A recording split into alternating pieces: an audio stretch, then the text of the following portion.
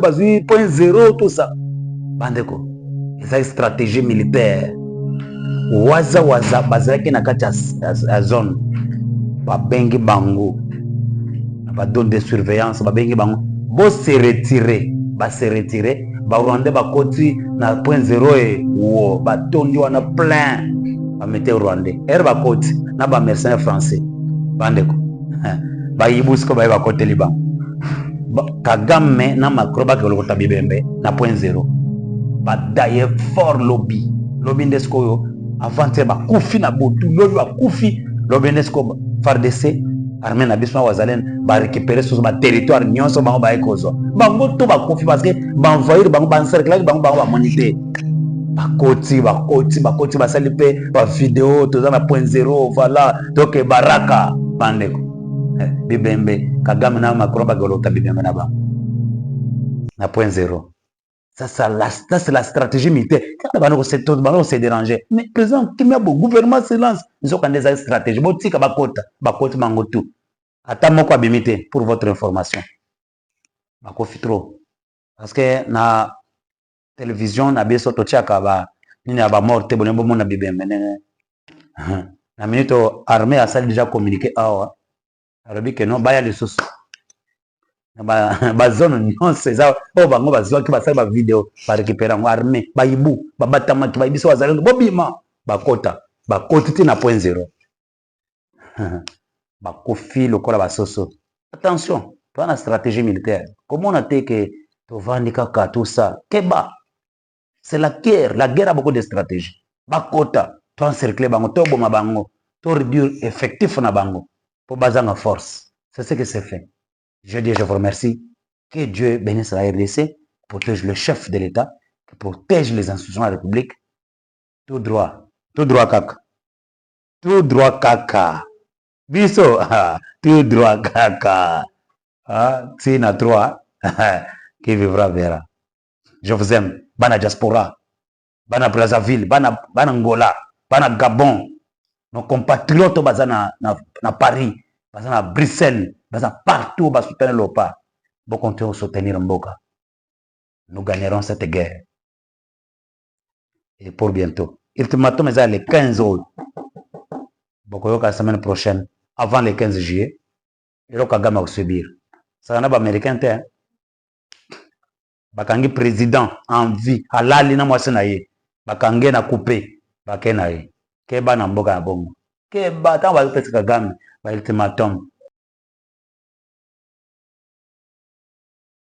Bazui point zéro tout ça bandeko eza stratégie militaire waza bazalaki na kati ya zone babengi bango badone de surveillance babengi bango bose retire barwandais bakoti na point zéro wo batondi wana plein bamete rwandais ere bakoti na bamercenaire français bandeko bayibusiko baye bakoteli bango Kagame na Macron bakolokota bibembe na point zéro badaye fort lobby ndesko yo avancer bakufi na botu lobby bakufi lobby ndesko FARDC armée na biso wazalen ba récupérer sur ba territoire nyonso bango ba ekozo bango to bakufi parce que ba envahir bango ba encercler bango ba moniter bakoti basali pe ba vidéo toza na point zéro voilà donc baraka bandeko bibembe Kagame na Macron bakolota bibembe na bango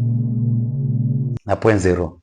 Ça c'est la stratégie militaire. Quand on se déranger, mais président, le gouvernement se lance. Nous avons des stratégies. Botika bakota mangotu.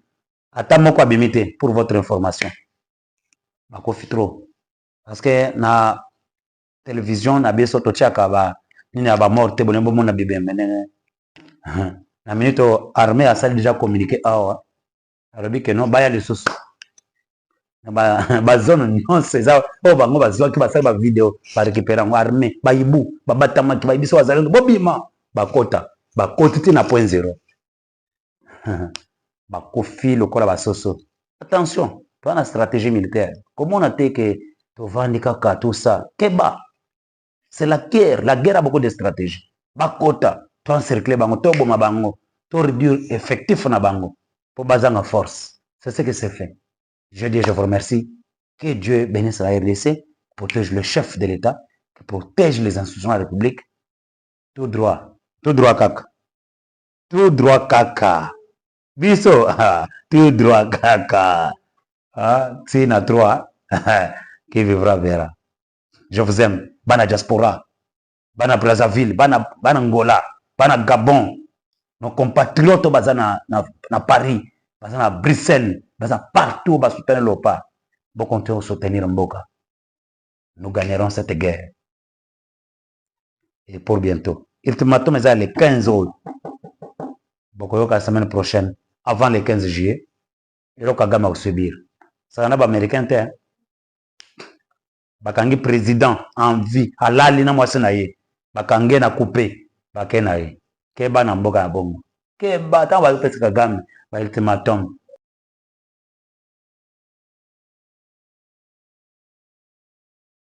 Corneille Nanga, nazo mona débat à constitution et comme na gati à toile, je suis d'accord, Batonio va réfléchir sur la révision ou le changement de la constitution. Il faut ba Congolais, ba pesa makanisi pour un changement ou révision, l'opportunité ou pas, ba Congolais faut ba réfléchir. Mbokeza ya bango ba koki kopekisa batote. D'ailleurs le chef de l'État, Félix Tshisekedi lui-même a eu le courage à Kolobango. Alors, il faut élite congolais va réfléchir pour un changement, l'opportunité, la raison sur la constitution ou la révision. Ou le changement de la constitution, je voulais dire. Donc, les alliés libres. Mais na moni nanga koti na loyenge, nanga. Bino nanga, je vous rappelle que Corée nanga boza na rébellion. Peut-être ozo bosana.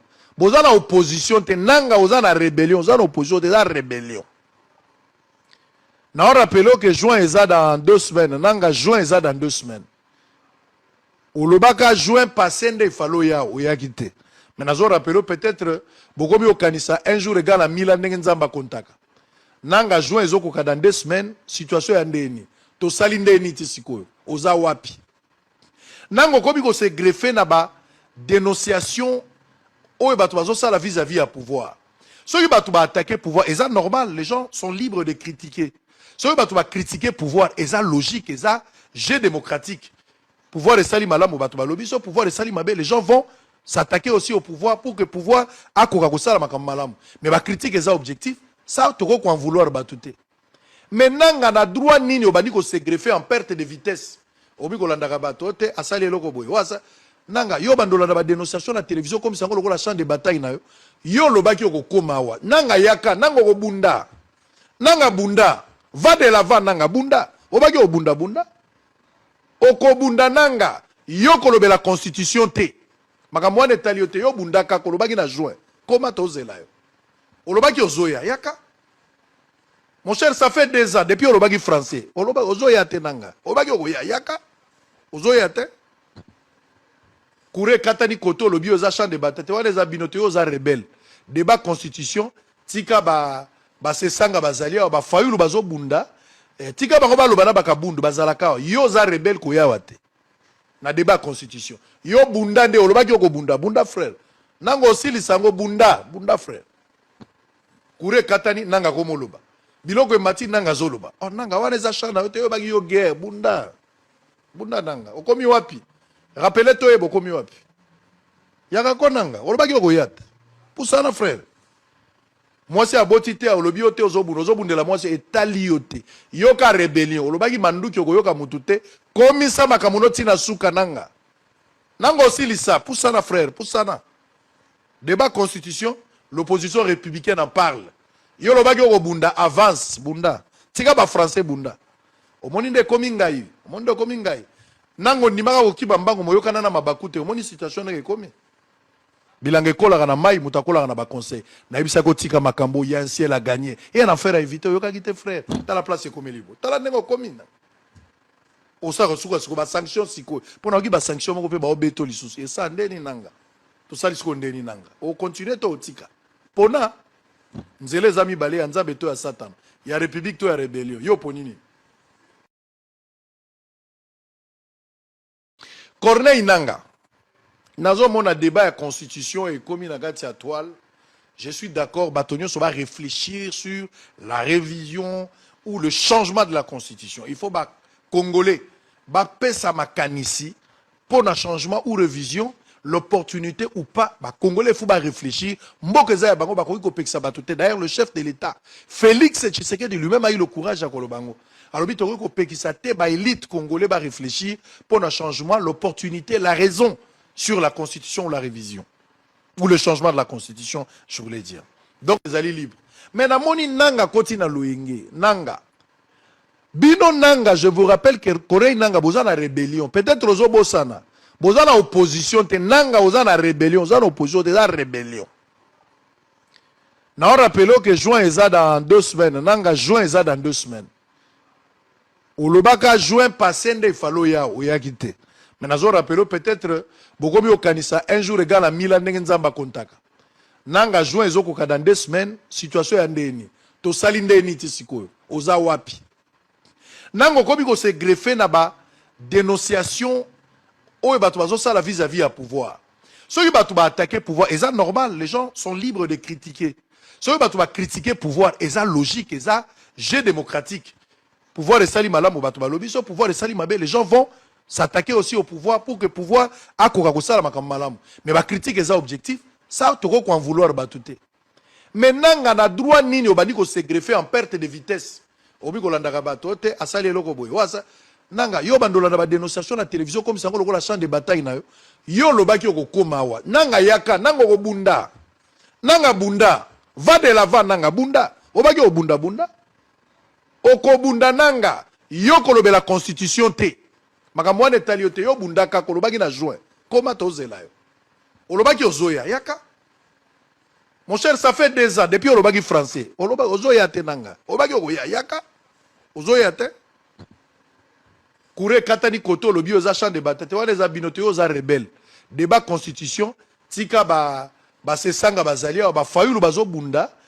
Tika bango ba lobana bakabundu bazalaka. Yo za rebelle koya te. Na débat constitution. Yo bunda nde olobaki oko bunda bunda frère. Nango osili sango bunda bunda frère. Kouré katani nanga komoloba. Biloko emati nanga zoloba. Oh nanga wana za chana yote yo bagi yo guerre bunda. Bunda nanga. Okomi wapi? Rappelez toi bokomi wapi? Yaka ko nanga. Olobaki oko yata. Pusana frère. Moi c'est aboti te olobi yote ozobundela moi c'est etali yote. Yoka rébellion. Olobaki manduki oko yoka mutute.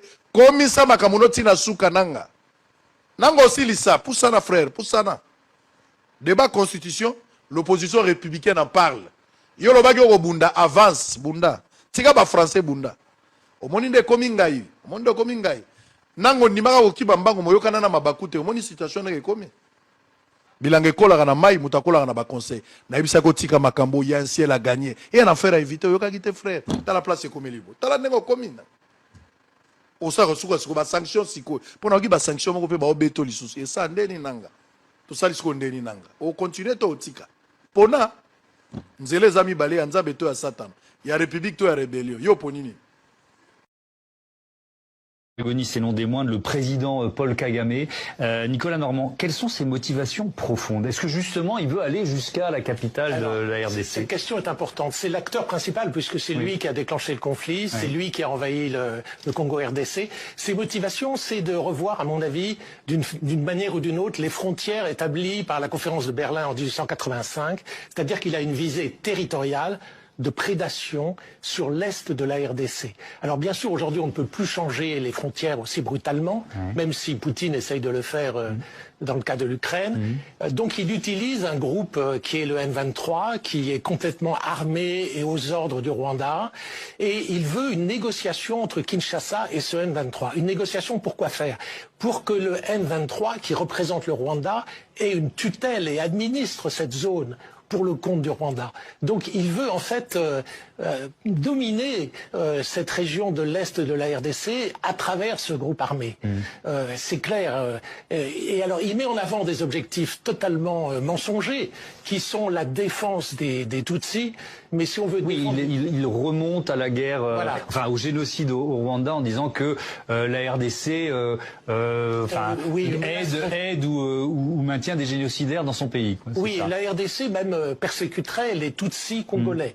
Seulement, en envoyant une milice composée de Tutsis, le M23, c'est pas le meilleur moyen de protéger les Tutsis localement, bien évidemment. D'autre part, son deuxième grief, c'est qu'il y a un groupe constitué de Hutus Les Hutus, c'était les génocidaires en 94. Une partie de ces génocidaires se sont réfugiés au Congo en 94. Ils ont eu des enfants probablement qui forment aujourd'hui le groupe qui s'appelle FDLR et selon Kagame, ce groupe menacerait la sécurité du Rwanda. Et ça, vous nous dites que c'est un prétexte? Oui, c'est un prétexte.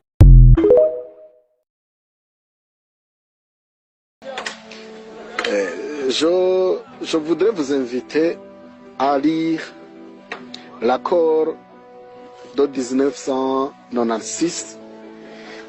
Et donc on l'appelle l'accord d'Oremera. L'accord d'Oremera, c'est le début. C'est le début, je dirais que c'est le commencement de la déstabilisation politico-économique et sécuritaire de notre voisin, la République démocratique du Congo.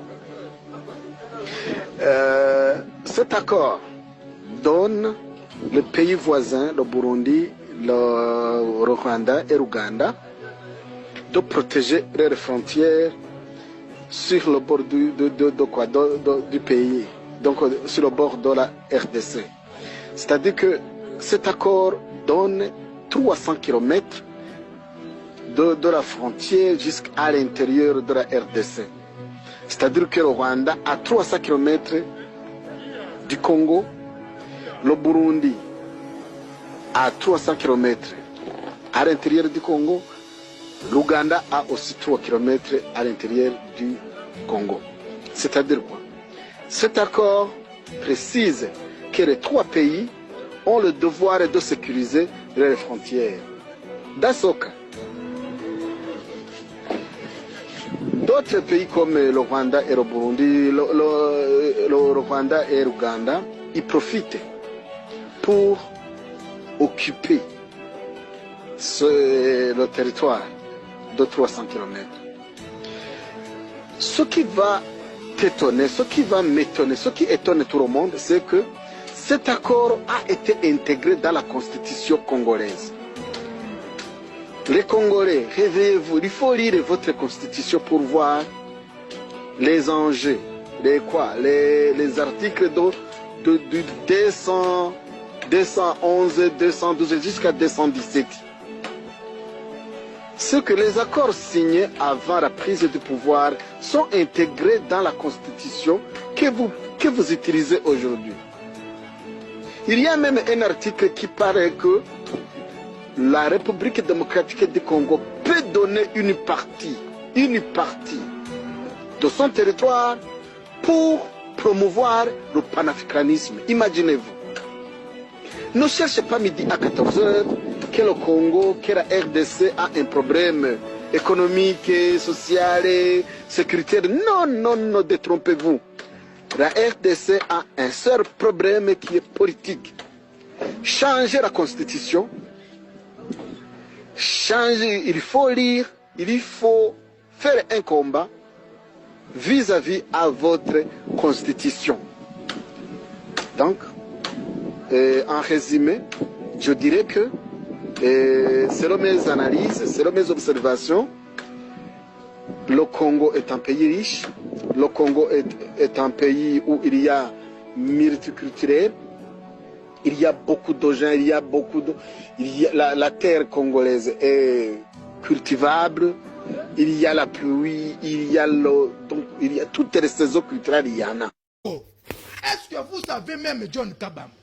Même Baleine, le Zaka, Joseph Kabila a empoisonné. Ah, Botira, même un discours, s'il vous plaît. Baleine, oh, il y a un truc au couvert. Intérêt nini, parce que intérêt n'a zali, Congo et Koki jamais qu'on s'émerger.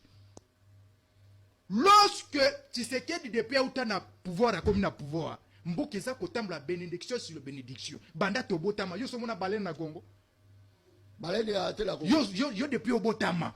Et somona yango. Je pense que c'est non. Le cola Tshisekedi a na pouvoir na bando botama émission na yo popesa Baleine sila ka mukolo moko te. Est-ce que bando botama so mona Baleine na Congo? Oh, jamais tikala kozala. Mais avec le pouvoir ya Tshisekedi, to komi komona ba miracle le cola maebo. Et Joseph Kabila na kwa zala nango a cheki sina na océan. Ah, mais na so bisayo voilà Baleine na kuvi. oh, Ozo mona Donc il faut totelemela Kabila et tosengi na bato ya opposition